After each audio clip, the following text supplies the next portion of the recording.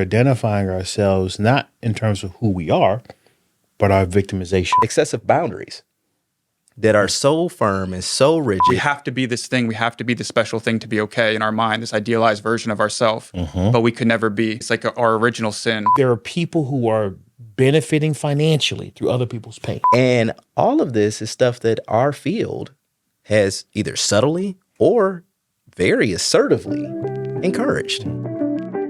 I don't think you go to school to be a therapist. I think you're born as one. Behind the scenes, what are we as therapists talking about? The idea isn't what you do, but why do you do it? The why is almost always more interesting than the what. That's the unsaid thing. Oh, I'm saying it. I'm going there. I'm Johnny Pierce. Welcome back to the Insights and Actions podcast. To my left, I've got Craig James, our co-founder here at Insights into Action Therapy.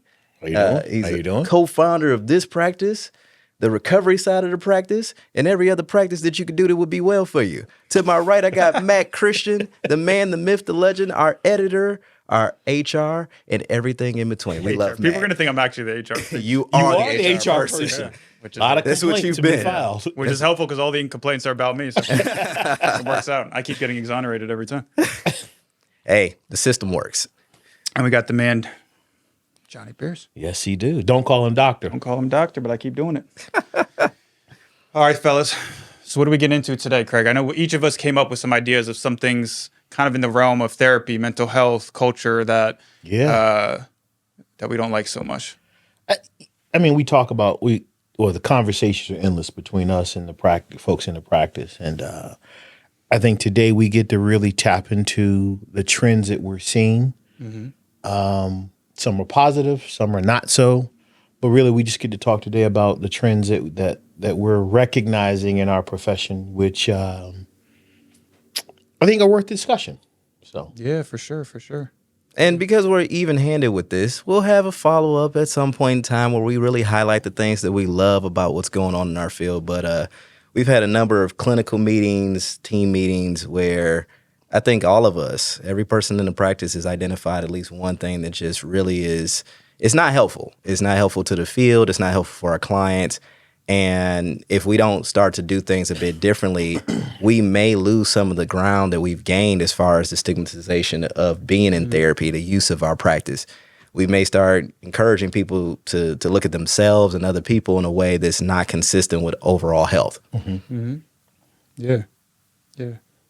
You want to get going with that, actually? Because that actually dovetails nicely into, I think some of what you wanted to talk about. Yes. So I've made it my platform. Wellness is my platform. I want people to be well. I want my clients to be well. I want to encourage people and assist people with being well. What I'm seeing that seems to be the inverse of that is the encouragement of people to see themselves as being victimized. You look at your parents, and even though there's kind of a logical awareness that nobody's perfect, they become the chief source of everything that's ever gone wrong in your life. Never mind the fact that there are flawed people who are trying to figure things out as well. There's little to no compassion for them.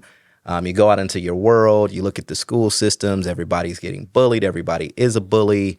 The teachers aren't doing a good enough job. The system's completely failed you. There's no way that you as an individual were taken into account, and as a result, you've been wronged. You go into the workplace, you go into your friend groups, and almost all the messages that you're getting are about how you somehow have been shortchanged. And we're putting people in a seat, the victim seat, which is a very comfortable seat to sit in, because in that seat, you don't have to do anything to better your situation. Everybody around you just needs to change and get better. And what it also sets up, and I think they kind of companion quite well, is excessive boundaries that are so firm and so rigid that there is really no room for the people around you to be people. They cannot, under any circumstances, violate your boundaries. If you have one conversation with them, that is sufficient. They should know from now on how to behave around you. And at the end of it, you should always be willing to walk away from them completely. No contact. I mean, ghosting happens in dating. Guess what? It happens in regular relationships too. And all of this is stuff that our field has either subtly or very assertively encouraged. I know I'm not the only one seeing that. Yeah, and I think it it speaks to also when you look at like what are the perennial through the generations wisdom continually point to. A lot of it is that the way that we're viewing ourselves and our experience in our life is where our suffering comes from. Like when you think of things like Stoicism or Buddhism or any of the other isms or whatever, different philosophical, religious, spiritual traditions, it's such a major part of it. And so it sounds like what I'm hearing you say, which is, a lot of, it's very similar to some of actually what I was going to bring up as well, is promoting with good intentions, but promoting a kind of worldview or a way of interacting with one's life where it's like this, everything's framed in this negative way. That's, there's something wrong with me. There's something wrong with the world that, yeah. It almost, if you think about it, it has a pattern of creating the haves and the have-nots. We actually are siloing ourselves or we're identifying ourselves not in terms of who we are, but our victimization, right? Oh, yeah. Nothing like the support groups on social media around this loss or that loss. And then it can like venture into this really dark place where not only do we have these losses, but I think you've handled this in a previous podcast where you have like, as an example, a group of men who maybe are not having success with dating. They get together and now they're bashing women. So it went from I'm suffering because I'm not having success with this aspect of life to now, look who's oppressing me or who has done me wrong. And now they are all these bad things simply because they don't want me. There's no looking at myself to see how maybe, just maybe, I need to work on myself. Maybe, just maybe, I'm not attracting what I would like to have in my life. There's some work that maybe I could do to better my circumstance. Instead, it's just that my circumstance sucks and there's someone out there, some other that is the reason for it, the culprit for it, the enemy. Yeah, it's interesting. So it's kind of the idea of people purportedly going into therapy to try to focus some on themselves or work on themselves, but then through the therapy, it's being reinforced of turning that around and pointing the finger outward, Right. And and taking that and repackaging it as some kind of deeper truth or wisdom or health or something. Is that something you see, Craig? Yeah. Or notice in the culture I think with clients and stuff? adding to that is the idea of, you need to establish boundaries. And so the question is never, it becomes the rigidity of setting a boundary versus why do you need the boundary? Right? What is it about the experiences of life that require the boundary? Okay, we can go there. But I'd also add to it, what have you learned about yourself as a result of that situation? Right? It's easy to go in and out of a situation and blame someone else. Easy.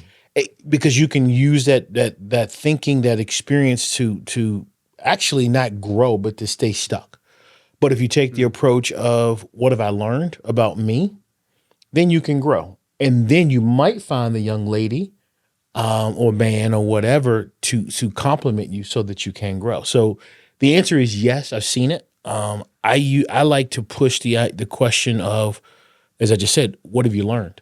How are you growing through this? I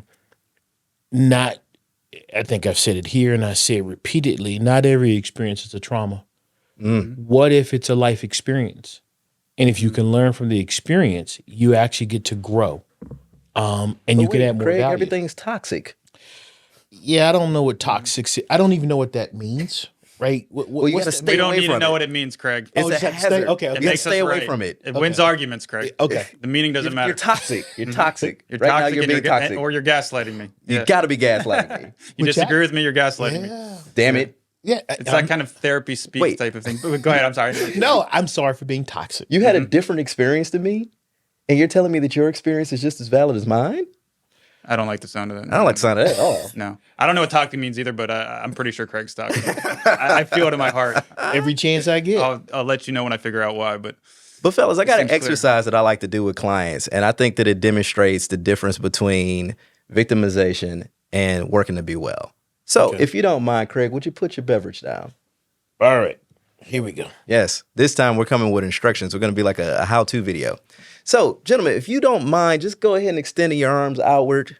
Oh, I didn't recognize you had a beverage there, Matt. And just wiggle your arms. Okay. Now, this does not take much energy at all. Matter of fact, you probably keep it up for a good long time before you feel anything. This doesn't take any work. Right. Now, go ahead and do this. Go Okay. ahead and turn it this way. Notice your forearm's going to have a little flex here. Because it actually causes some type of work to be done. And I think Johnny's doing this to get dates or something. He's trying to show off. He's been in the gym recently. This is what he's doing. Yeah. You show this psychological technique where I take my shirt off on the podcast. You start feeling some tension in your shoulders there too. Yeah. Because it takes work To grow. to do this. It takes no work at all to do this. So yeah, I know that we can help people to process pain that they've had, and we've all had something that didn't go the way we wanted it to go. It's not that we've always had it the way we wanted it to be, but being wronged, the way that we frame it, it matters.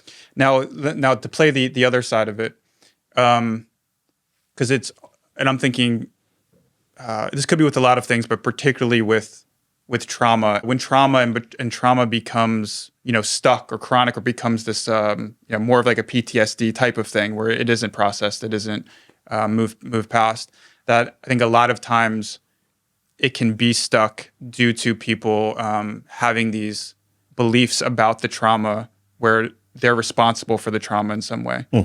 And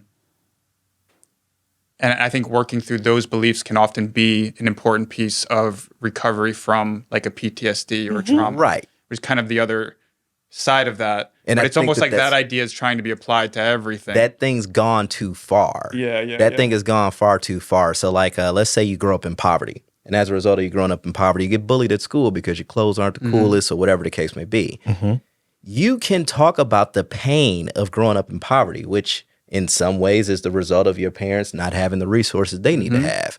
There's a way to talk about that with no compassion for your parents. No acknowledgement of the fact that they worked as hard as they could or they worked within the realms of their education level or whatever the case may be. And then there's another version of it where, hey, I know my parents were doing their absolute best to provide the best life for me. Unfortunately, they didn't have resources. So you dance the dance of, I can say that there's a clear explanation for something, but it doesn't become the justification of it. You use that term. I like that. Yeah, Explanation, not justification. because things happen for a reason. Even that bully that was bullying you at the school, that bully was doing it for whatever reason they might have had. There may not be a lot of insight or understanding on the part of the bully as to why they're behaving that way, but we can maybe discover it.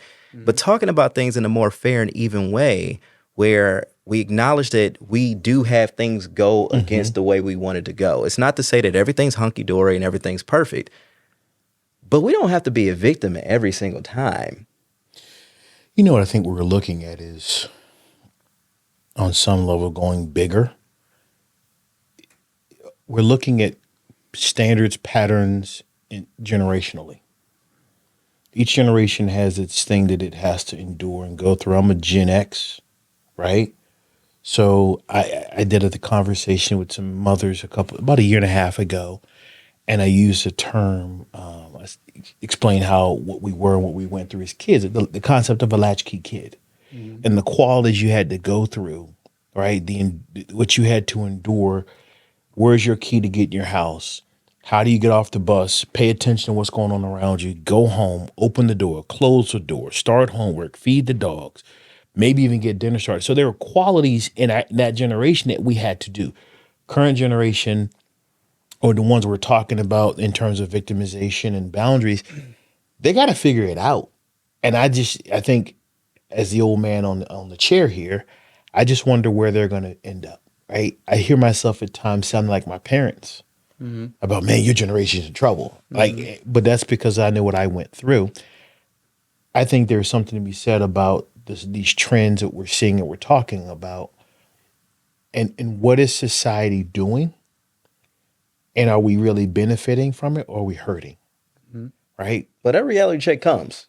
When it comes due. And when it comes due, I think some people are gonna be in trouble. And I think it's more of a, because it's kind of like you're talking about. It sounded like my parents now, and looking at these other, the generations coming after. And I think it's just each generation has its own set of challenges, that its own set of problems that it has to work out, and a lot of it's dictated by culture. Technological change is a big one. The rapid rate of technological change. Access to it, because I mean, these things right here. It's a big part of it.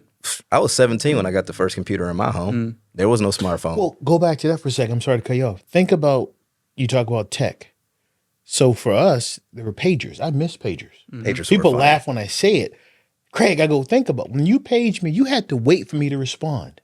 When you text, You the expect an expectation is an immediate response.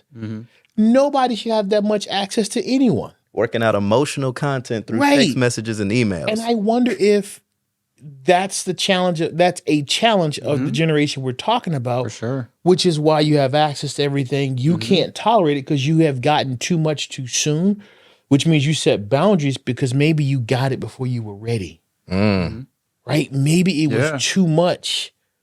Your brain didn't develop. You didn't have enough experience to deal with it. So now you're hurting.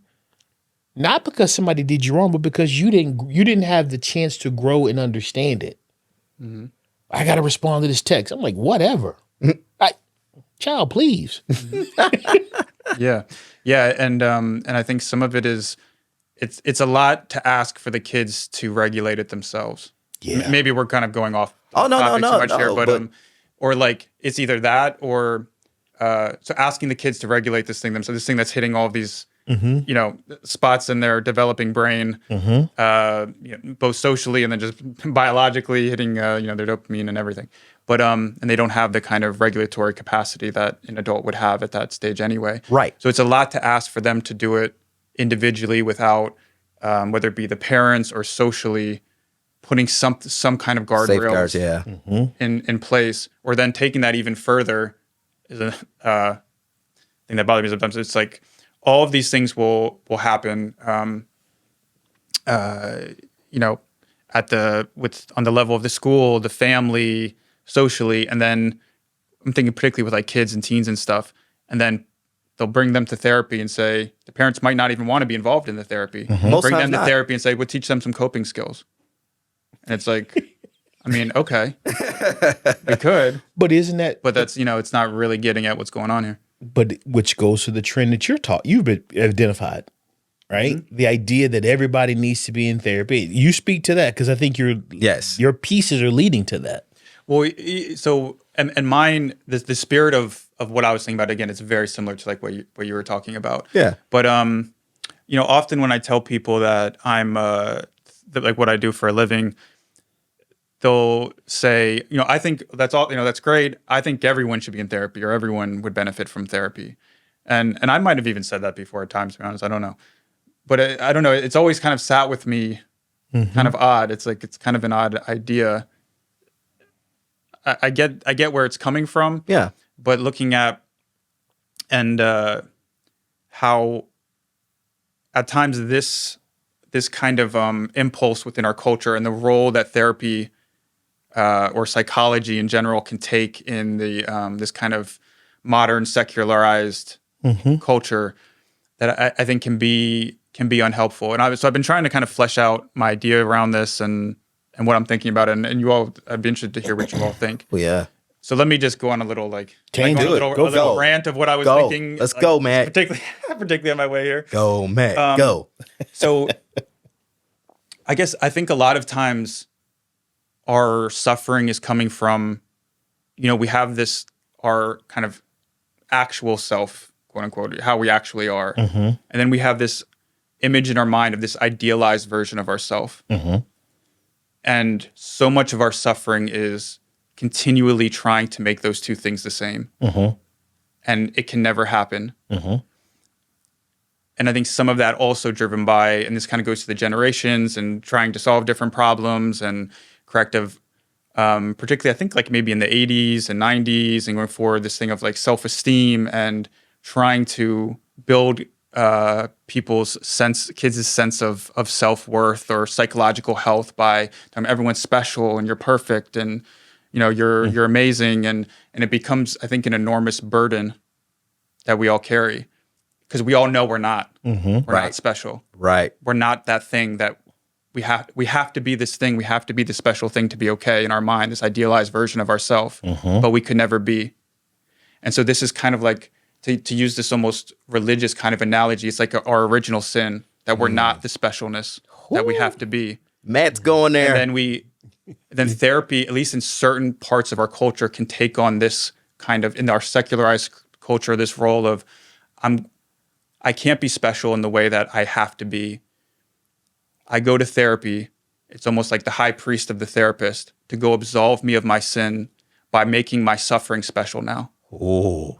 By making the story of my suffering special. So now I can't be that thing, but now I can be special through my disease, through my disease. It's like bearing a cross. And it kind of like reinforces this kind of narcissism. And I'll wrap up in a promise. Keep give me going. another couple of seconds. Because I was thinking about a lot of this on my way over here.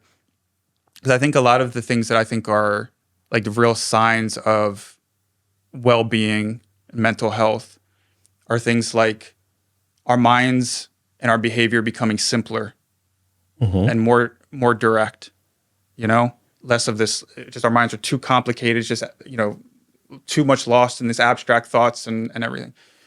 And also the more we're kind of compassionate and thinking about other people.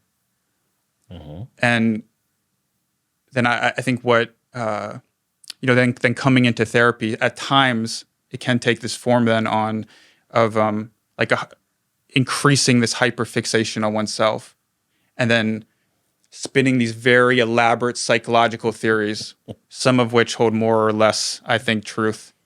And so it's like making us more complicated, more abstract, more focused on the story of ourselves and our suffering. That to me, I think can be the opposite of well-being. Now, I know there's a lot in what I was saying there. I was just spewing out a lot of stuff. Beautiful. But that's I don't know. If you want to say something about that, please do. Absolutely beautiful, man. That is definitely, that's the heart of what I'm getting at, is this idea that I have suffered. And there is real suffering going on all over the place. And we've all we've all had a kiss with real suffering. Whether it was the loss of a loved one, witnessing a dog get hit by a car or something bizarre like that. But we have now made little trauma, the day in and day out misfortunes of life that happen to every human being that's ever breathed air. We've made these things so grand. And these are the ways that we kind of connect with ourselves.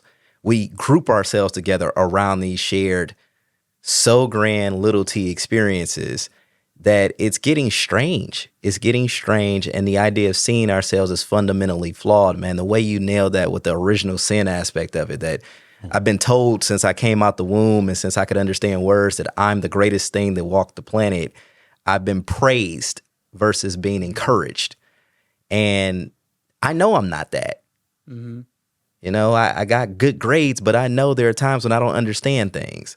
I've got artistic skills, but I know I'm not going to have my stuff hung in a museum. I can play a musical instrument, but I'm not going to be in Juilliard. Like, I know I'm not there, but instead of being honest with me about where I'm at and appreciating me for who I am, you're focused on what I do, and you're saying that I must be the best at it, when that's really, really hard to do on a regular basis. Or that I am the best at it. Yeah. That my value is tied to my ability to be the best at it. This goes back to I was using gaslighting in a joking way earlier. This isn't actually gaslighting either, but it's almost like a gaslighting thing of like, we're both going to pretend like this is the thing. And then, Craig, because you've been doing this definitely longer than I have been doing it.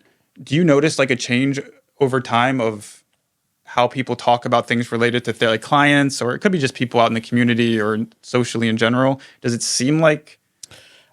I would say that as a therapist, I'm happy that our profession has found value. But I wonder if we've done society a disservice by putting everyone in therapy. I really think about that. Right? It's a question I consider. You all know that I probably man 80% of the calls that come into the practice, and I will tell you, any given week, I will actually have a consult with the family and say, "Listen, this isn't therapeutic. This is a family issue. This is a parenting thing. Hey, try these things and give us a call back. Or before you go to therapy, do these things. Look at this. Explore this." Because my concern is that we put individuals in therapy before they're ready. And then in life down the road, when they really need it, they say, well, I'm not going to therapy because it didn't work. Boom. It's not it didn't work. You probably shouldn't have been in when you were in. There is an increased number of people, I think, in coming to the profession. Yes. I just wonder do they all need to be in the level that they're in at the intensity that they're in? I want to throw something at that. So I like to think that a concept of like everybody could benefit from therapy. I like to think of that because I like to think of therapy as not just being a space for the person who is got something wrong with them. I think that there are some people who are motivated to make change in their life, not because they feel insufficient or something of that sort. They may assess that I'm doing pretty well at this. I think with some assistance, I can do even better. And that doesn't mean that they're feeling depressed or anxious or something along that sort. They find themselves running into maybe a block of some sort while they're doing something. And they feel like if I had another brain thinking about this with me in a collaborative fashion, I might get some ideas that I hadn't thought of. And that to me would be idealistically how everybody came to therapy, that it wasn't about what's wrong with me. It's about what I'm trying to accomplish. Unfortunately, our field has never been framed that way. From as earliest days, it's been framed as either the community said it was something wrong with the person, the family said it was something wrong with the person, or the individual every now and then had some insight and said there's something wrong with me. Well, it's funny you say that, the collaborative approach. I think I have 3 or 4 company owners, CEOs. They don't come, we'll talk about some challenges, but it's not in terms of what's wrong, but it's, I got a blind spot here, or I want to think through this. And that's how they use the service. I would probably say they're in a very different place than a lot that I see, but I think conceptually they're doing it the way that you talk about, you describe it. They're framing in a growth phase. Yeah, and that's how I look at it. I think our field could be that. I think that that's probably our, best self as a industry. You think about, people go to the dentist and they, get their teeth cleaned, and then they get whatever work they might need to get done. But like people also go to get cleanings on a regular basis. It's just a normal thing to do. It's not something that, I got tooth decay and my tooth is falling out of my face and that's why I have to go to this. It's not always emergency or crisis. Right. Our field is often framed as emergency or crisis. And I don't think we have to be limited to that. Do we need to be present for those moments? Most definitely. Do they exist? Are they real? Yes. Are some people being traumatized? Big T trauma? Yes. Do people need to have some boundaries? Yes. But there's a way to do it in which it doesn't become this crutch, this identity, this everybody must have this experience. Like everybody doesn't have an addiction. I know that's a popular phrase. Well, everybody's got an addiction. Not everybody. Because if you say that, then you must not fully appreciate or understand what addiction is. No, everybody doesn't have to have something wrong with them. People have challenges. I think sometimes things get framed. How do you frame your pain? Well, I think they frame it for the simplicity because it's easier. Because and I think when you frame it, you actually, for lack of a better, you dumb it down for people, which doesn't require the individual to do more. They can just sit in the simplicity of whatever the framing is. Big T, little T, not big T, little T. My victimization, I've got this diagnosis. We frame it for people's simplicity because at times I think we don't look at them as having the ability to go deeper when they really do. Right. Yeah. Go ahead. Yeah. No, I was just gonna say, and I agree with what both of you are saying, and I love therapy. That's my reason. I do this for a living. I've dedicated a lot of my life to doing this, and I've benefited a lot from therapy myself. And I think therapy can be used as a tool for personal growth beyond addressing a mental illness or something. But it's like really, it's like what is the spirit of it? What's the form it's taken? How is it being used? And also, I think really zooming out, a bigger problem is not enough people are getting treatment than people are getting overtreated, or that people are, some of this other stuff. So I mean, I Well, think we if you talked about really, the really quality zoom as out, well. but it's kind of based on specific situations, specific areas too. I think, and there's certain lanes where this can certainly be an issue. Yeah. But it's making me think of some of what you were going to talk about actually with Johnny's talking about the addiction, and then also the levels of care and the form that care takes on, and something that you've been seeing. Yeah, the thing I've so I'm the old man on the couch again. And as I said earlier, I love the Some real fact. get off my lawn stuff. Yeah. Hey, I got the Yes. the long white socks with the sandals. That's me. Yeah, let's do it. But I said earlier, I love the fact that folks are finding value in what we do and what we offer. But as a community, as society, right? I just wonder. I've been asked several questions. One, what happened in society when the first challenge for a person is to send them away to residential treatment? Right? Kids or adults.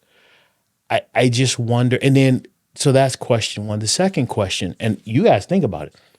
When was the last time, and I don't call them patients, I call them clients. That's the same thing I do. Patients means sick. Clients means a right to self-determination. We're collaborative. When was the last time a client vetted you before they came in and told you their secrets? Right? I don't think we get interviewed enough. I don't think society as a whole, you may say, yes, I need to go see someone. But do you ask the question, credentials? Or we ask the question of years of experience? An assessment's done. What psychometrics are you using to determine the recommendation? Do people go to the website and look at beyond a person's title, what's their clinical experience? You go to a treatment center or whatever the case may be, who's making the decision? Is it a clinical decision or is it a business decision, right? So those are the things that I try to inform consumers of our services to think about, right? Because I think it's important, because who's making the recommendation on these treatment placements? I've seen too many people get recommended to these really intense levels of care. They don't need it, right? And there's a healthier way to do it for the benefit of the family, of the individual. So those are just some questions that I've been looking at. That's the trend that I'm frustrated with. Is I see profits through I see there are people who are benefiting financially through other people's pain. So, Without the best of intentions, one, and two, without the competence of what therapy and clinical care is. You saying they do or they don't have the best of intentions? They don't have the best of Yeah, right. intentions. Okay, that's what I thought you meant. Because a lot of it is, hey, heads in beds, right? We got to get these people placed, not because they need it. It becomes financial. And so for me, I encourage society as a whole, if you're going to go see a therapist, vet them. Go to their website, right? Read other bios. Who's making the decisions? Hey, I'm a clinician. Great. Who else? Is it a group practice or solo practice? If it's a group practice, right? Well, who's CEO? Who's a clinical director? Look at those things, because their background will tell you, will provide some insight into what you're about to engage in. That's just what I believe. hey, My thing is, there are a lot of lay people out there. I'm a coach. And I go, okay, it's great, but what does that mean? Right? I'm a life coach. I don't even know what that means. Could mean anything. It can mean anything. Yeah. Right? So for me, I believe go see somebody who's invested time in their profession. Right? That's just what I believe in. I want to go see somebody who's got some background clinically and academically.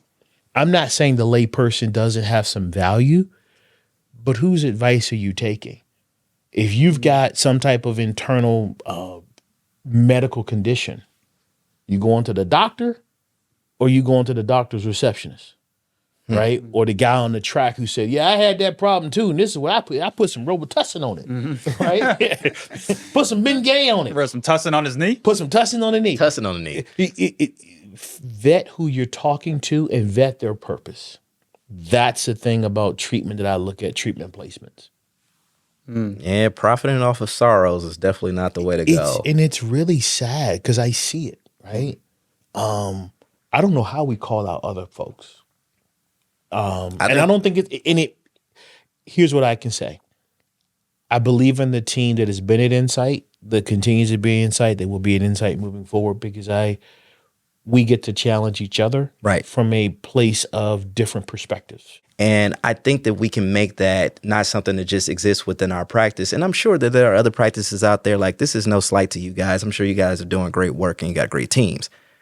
We got to make this the norm.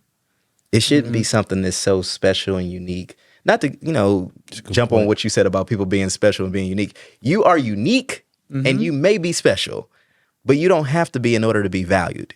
And this team is unique and special and valued. And our field is unique and special and valued. And we need to safeguard it. We need to look at what we're doing. And when we're putting people in placements they don't belong in, and then they been to 3 and 4 rehabs, they lose touch with the process. Now it's just it's a routine now. Gotta go. That's why when I look at these treatment placements and we talk about the victimization and the idea that everybody has some fundamental flaws, I find that it's important to ask questions to help people reframe or reconsider a different viewpoint of themselves, because I think there's growth in that versus the identity of here's my diagnosis or here's what I'm dealing with. So yeah, that's my take. I dig that. What's your thought? I think our field can be a beautiful thing. And I think that there's some beautiful work that's going on right now. I also believe that there are some problematic things that are going on that we have not talked to one another about enough, that we joke and complain with each other about independently, but we don't really shine a spotlight on it. There are practices that we know, like conversion therapy, that is terrible. And yet we still know that conversion therapy is going on. And I want us to be more assertive in saying no more. No more. Let's look at what we're doing. Let's look at the services we're providing. Let's look at the care that we're providing and see how we can better it. Because it's great that people want to use us. It's great that people see us as being useful and helpful. But if they're not actually having that experience when they sit down with us, how long is it going to be before people are ashamed again to say that they've got therapy? That people are, hoping that you don't have any signage outside of your building. We don't right now. But how long is it going to be before we go right back to that and lose the ground that we've gained? Yeah. That's my parting thought, insightful thought. So I guess for my final closing thought, I don't have anything much more profound to really say other than, going back to some of what we were talking about earlier that I brought up earlier, that I heard someone say once that when we give up on trying to be special, then life becomes special.